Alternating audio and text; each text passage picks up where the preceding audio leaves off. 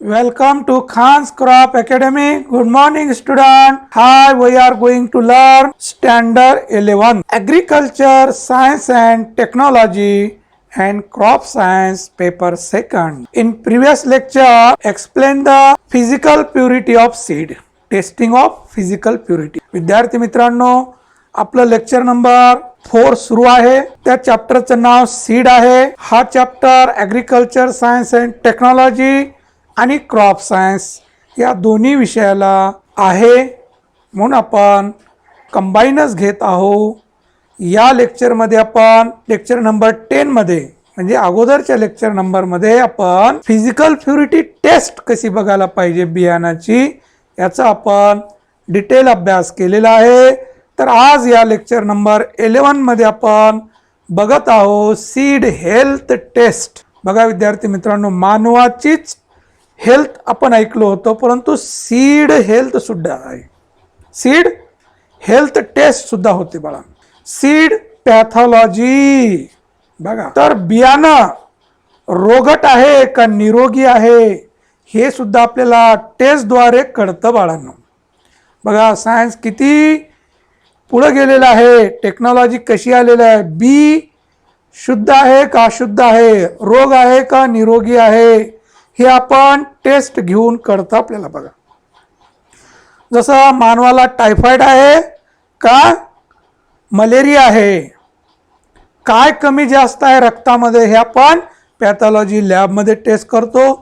तसंच आपल्या Beawar fungus disease आहे का व्हायरस आहे का बॅक्टेरियल आहे हे आपल्याला अभ्यासता येतं, चाचणी करता येते बाळांनो. तर बियाची हेल्थ टेस्ट आपल्याला करता येतं.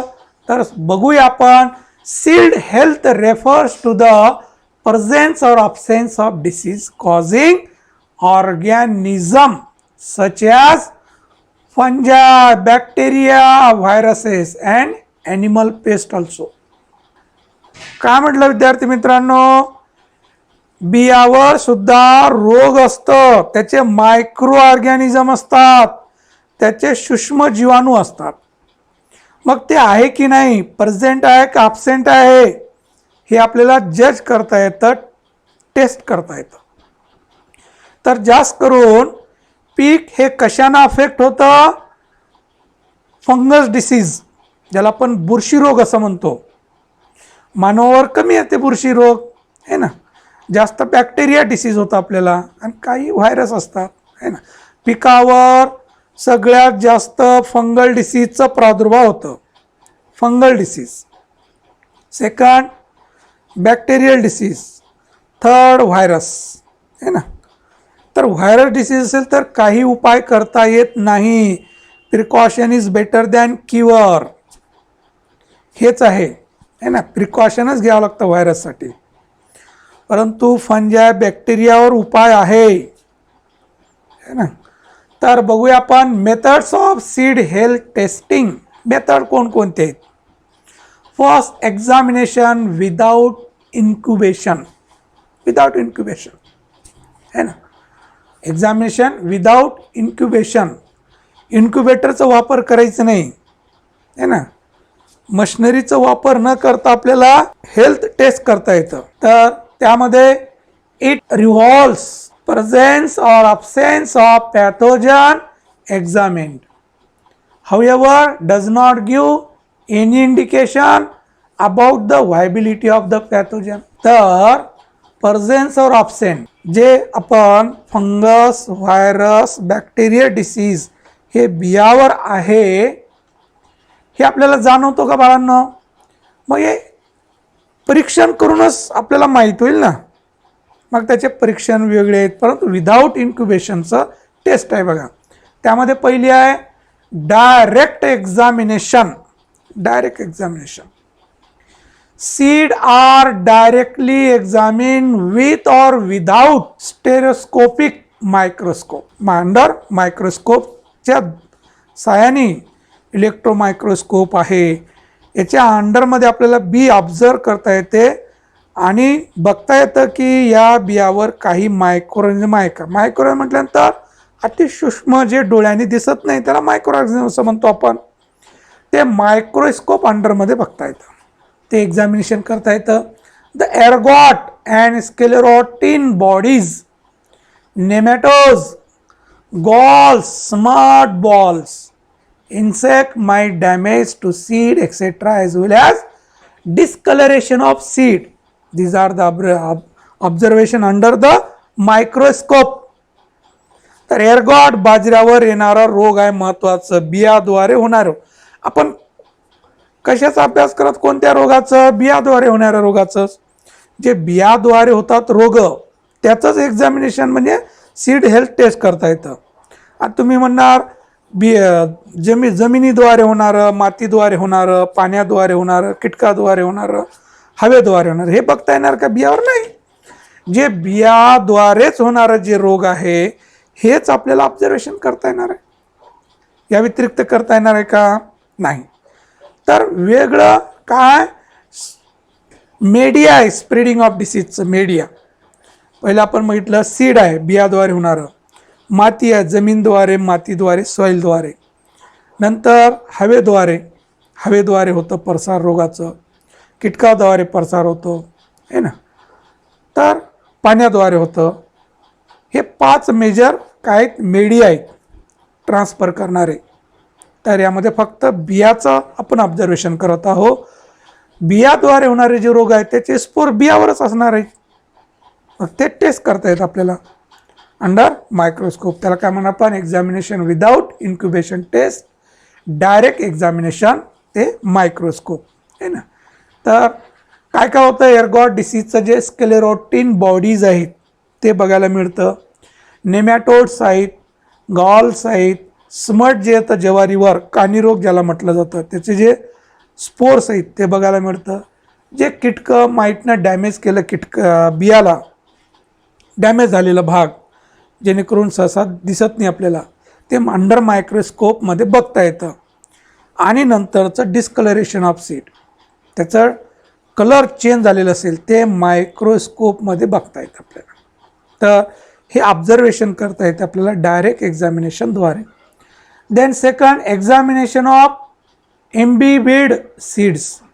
एम्बिबिड seed, seed are immersed in water or other liquid in order to liberate the spores and fruitings bodies more visible, and after imbibition they are examined with microscope.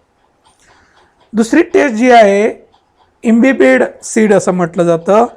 पाण्यामध्ये त्याला बियाला भिजू घालायचं, ते बघायचं अंडर मायक्रोस्कोपमध्ये स्पोर्स बघायला मिळतात आपल्याला आहे ना.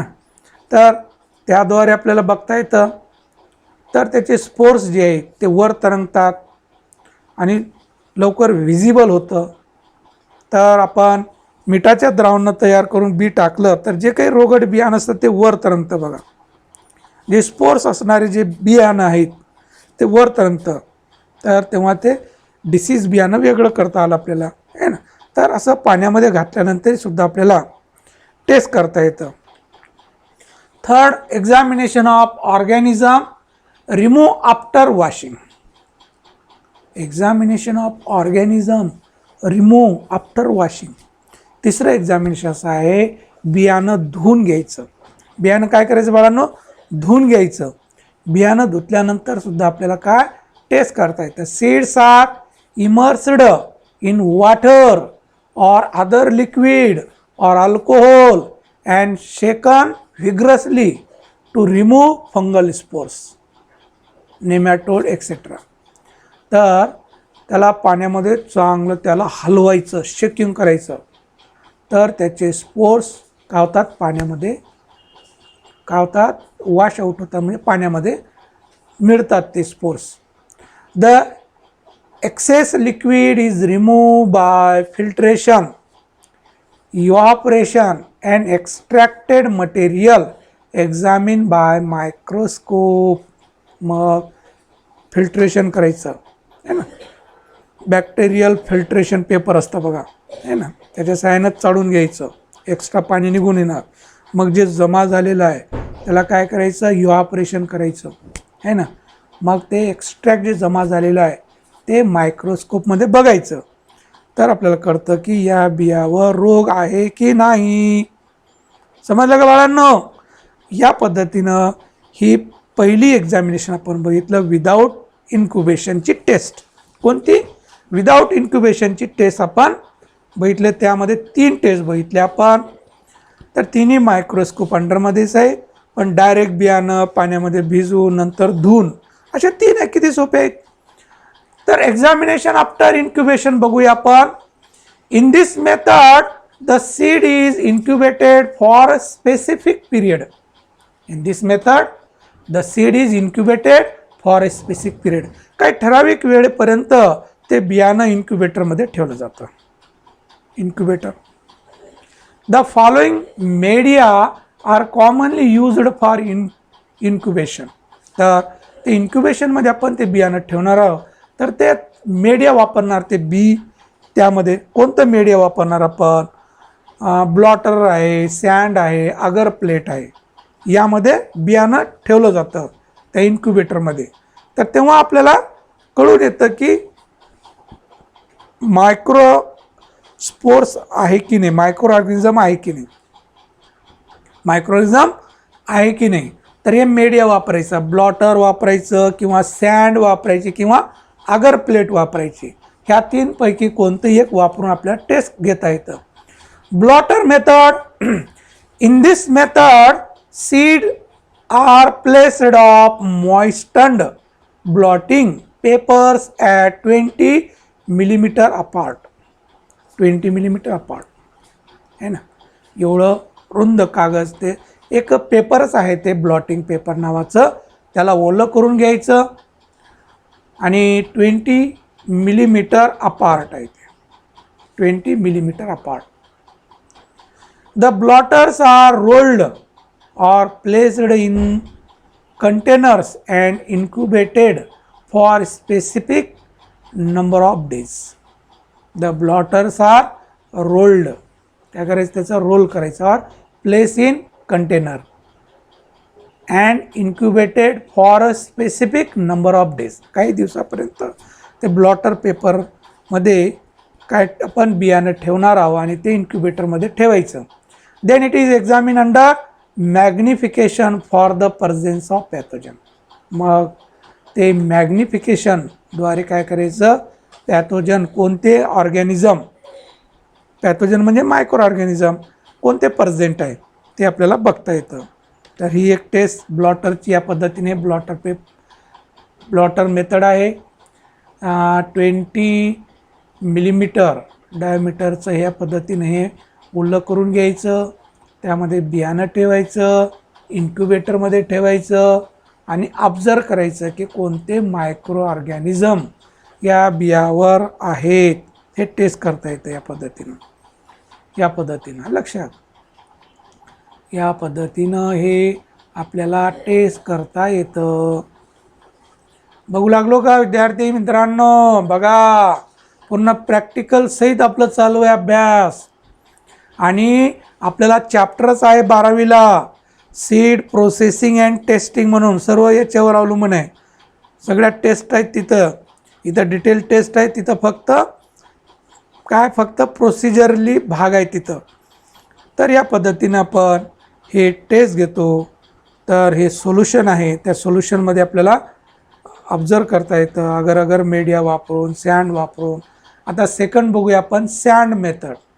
Sand or similar media is used in a seed without pre-treatment are suitable placed so as to avoid secondary spread of organism and incubated in conditions favorable for symptoms develop. तर आपण incubator मध्ये media म्हणून sand वापरायचं किंवा याऐवजी दुसरंही वापरून आपण pre treatment करून आपण याचं ऑब्झर्वेशन करता येतं आपल्याला. बियाला ट्रीटमेंट काहीच करायची नाही आणि त्या इन्क्युबेटरमध्ये ठेवायचं. तर तो organism incubated in conditions favourable for symptom development. तर त्या इन्क्युबेटरमध्ये फेवरेबल क्लायमेटिक कंडिशन मिळाल्यामुळं त्या रोपावर रोगाचं प्रादुर्भाव जाणवतो. आपण या अगोदर स्लाईड बघितलं ना, इथं याच्या अगोदरची स्लाईड बघा, ही आहे. इन्क्युबेटरमध्ये ठेवल्यानंतर रोगाचं बियाणं असेल तर या जे रोपटे आलेले आहेत त्याच्यावर रोग आलेलं दिसतं, तर ते आपलं टेस्ट घेता येतं. Next, agar plate. Seed after treatment are placed on the surface of 2% malt extract sterilized agar in petri dishes and incubated. तर इथं आपण त्या सीडला ट्रीटमेंट करायची. या सँडमध्ये बियाला काही ट्रीटमेंट न करता ठेवलं होतं.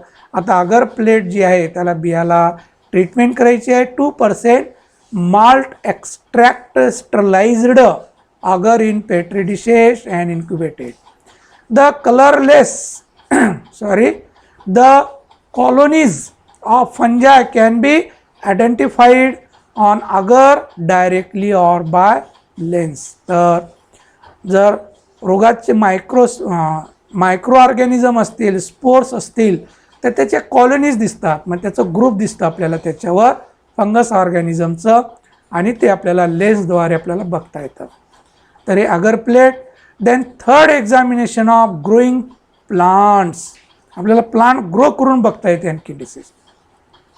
The growing of plants from seed for examination for disease symptoms is most practicable procedure for determining whether bacteria, fungi और viruses are present in the sample. तिसरं एक्झामिनेशन आपण रोपटे तयार करून आपल्याला ऑब्झर्वेशन करता येतं. सीड मे बी सोन इन द फील्ड और inoculum may be used for infection test with healthy seedling. Infection test with healthy seedlings. मग हे फील्डमध्ये बियाणं पेरून आपल्याला ऑब्झर्वेशन करता येतं. हे अगर प्लेट वगैरे आहेत.